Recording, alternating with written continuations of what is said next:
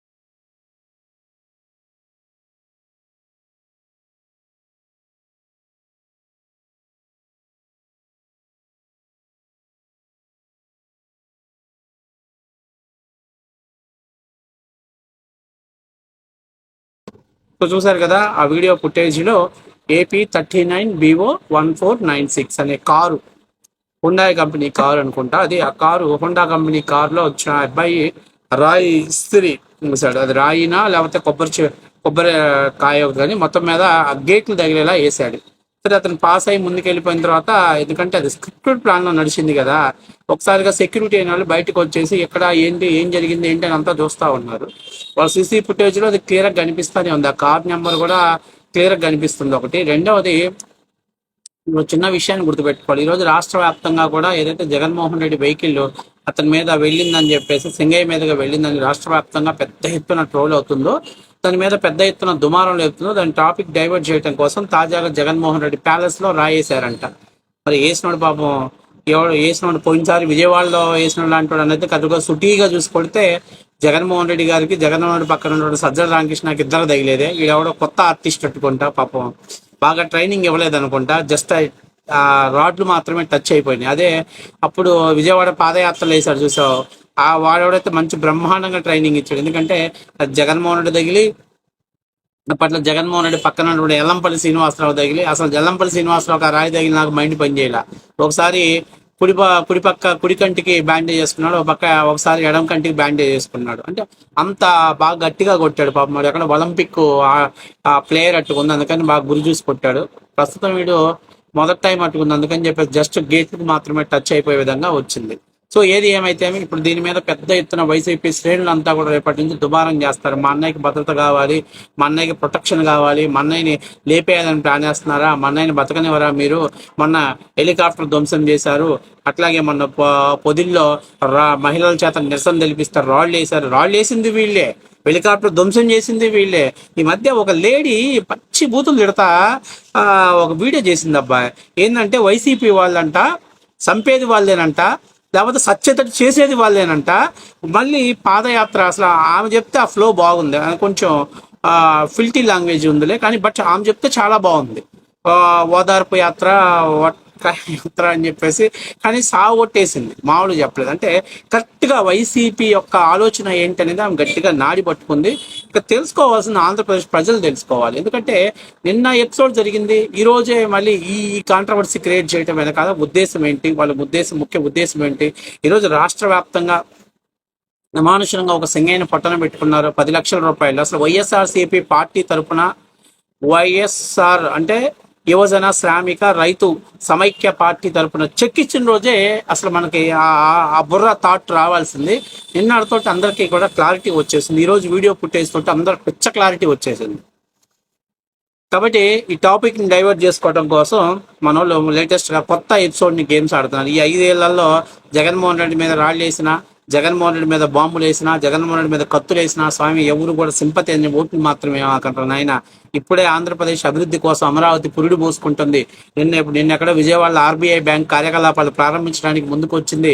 బ్రహ్మాండమైనటువంటి రాజధాని నిర్మాణానికి అడుగులు పడుతున్నాయి. అరే మీకు దండం పెడతారనైనా, కోడికత్తికేమో ఆ గులకరాయి డ్రామాలు మీరు అందరూ చూసారు, గొడ్డలి వేట్లు ఎన్ని చూసారనైనా.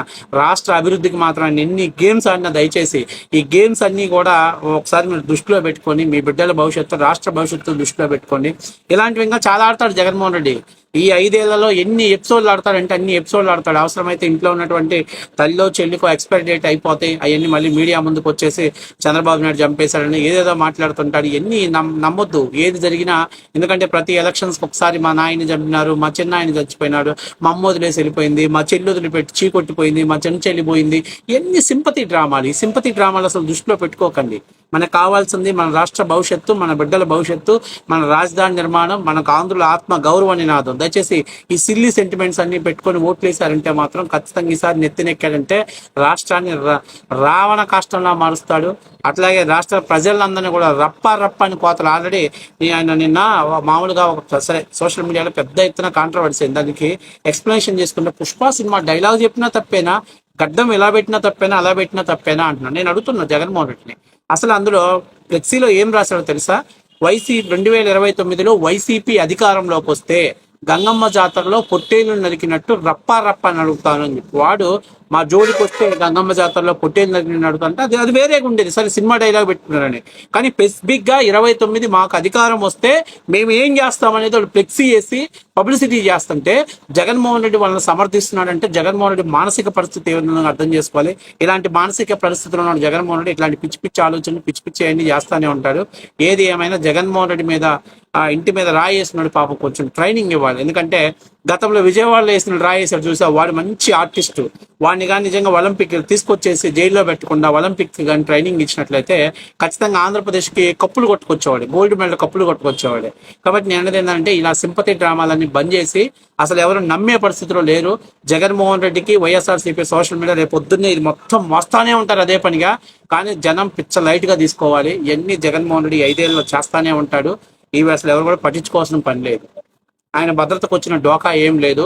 ఎందుకంటే పాపి చరా జీవి అన్నారు కదా, అంత మరి దాన్ని ఇంకా ఎక్స్ప్లెనేషన్ చేయాల్సిన అవసరం లేదు.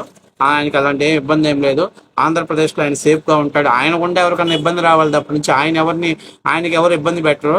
ఆయన ప్రస్తుతాన్ని మరి హైదరాబాద్ ఇక్కడ ఉన్నాడో బెంగళూరులో ఉన్నాడో, ఏది ఏమైనా లేనప్పుడు ఇలాంటి ఇన్సిడెంట్ జరగడం అనేది నిజంగా ఒక రకంగా ఉపశమనం లభించింది. లేకపోతే రేపు పొద్దున్న మీడియా ముందుకు వచ్చి చంద్రబాబు నాయుడు నాకు రాయి ఇచ్చి కొట్టేపిచ్చేయమని చెప్పాడు, లేకపోతే లోకేష్ నాకు రాయి ఎట్లా వేయాలని చెప్పి ట్రైనింగ్ ఇచ్చేవాడు, లేకపోతే పవన్ కళ్యాణ్ ఫ్యాన్స్ జనసేన కార్యకర్తలే రాళ్ళు ఎలా కొట్టాలని చెప్పేసి నేర్పించేవాళ్ళు అని చెప్పేసి మీడియా ముందుకు వచ్చి చెప్పేవాడు.